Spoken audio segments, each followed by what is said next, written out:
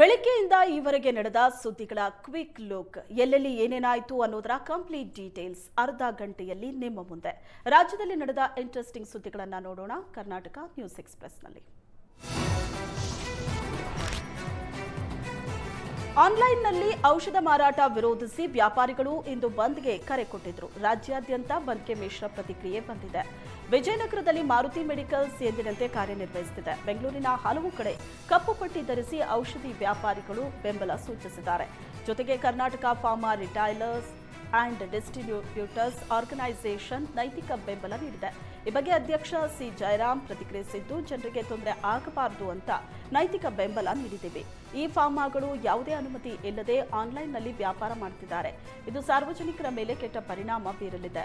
ವೈದ್ಯರು ಚೀಟಿ ಇಲ್ಲದೇನೆ ಈ ಫಾರ್ಮಾಗಳು ಔಷಧಿ ನೀಡುತ್ತಾ ಇದೆ ಅಂತ ಕಳವಳ ವ್ಯಕ್ತಪಡಿಸಿದರು.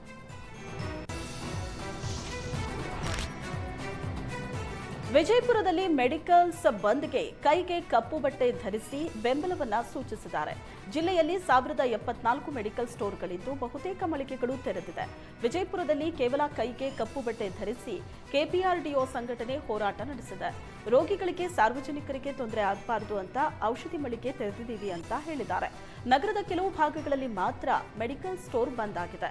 70%ಕ್ಕೂ ಅಧಿಕ ಮೆಡಿಕಲ್ ಸ್ಟೋರ್ ಇಂದು ಕಾರ್ಯನಿರ್ವಹಿಸಿದ್ವು.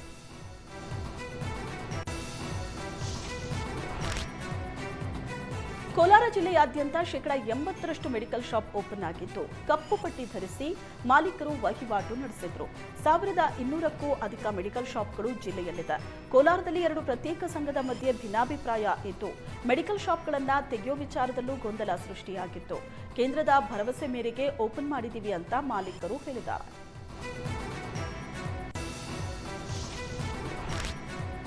ಮೆಡಿಕಲ್ ಶಾಪ್ಗಳ ಮುಷ್ಕರಕ್ಕೆ ತುಮಕೂರಿನಲ್ಲಿ ಖಾಸಗಿ ಔಷಧಿ ವ್ಯಾಪಾರಿಗಳು ಬೆಂಬಲ ಸೂಚಿಸಿದ್ದಾರೆ. ಸರ್ಕಾರಿ ಔಷಧ ಮಳಿಗೆ ಹೊರತುಪಡಿಸಿ ಬಹುತೇಕ ಖಾಸಗಿ ಮೆಡಿಕಲ್ ಸ್ಟೋರ್ ಬಂದ್ ಆಗಿದೆ.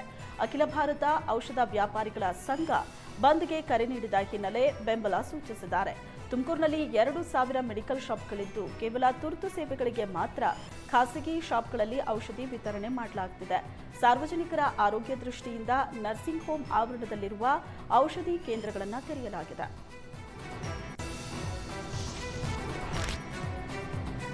ದಕ್ಷಿಣ ಕನ್ನಡ ಜಿಲ್ಲೆಯಾದ್ಯಂತ 1100 ಮೆಡಿಕಲ್ ಶಾಪ್ ಬಂದ್ ಆಗಿದೆ.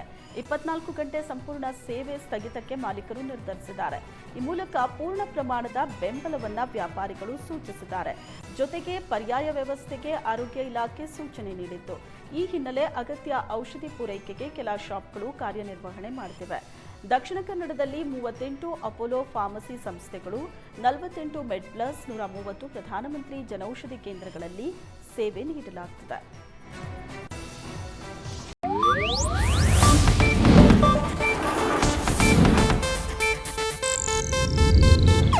ಇದು ಏಷ್ಯಾನೆಟ್ ನ್ಯೂಸ್ ನೆಟ್ವರ್ಕ್ ಪ್ರಸ್ತುತಿ.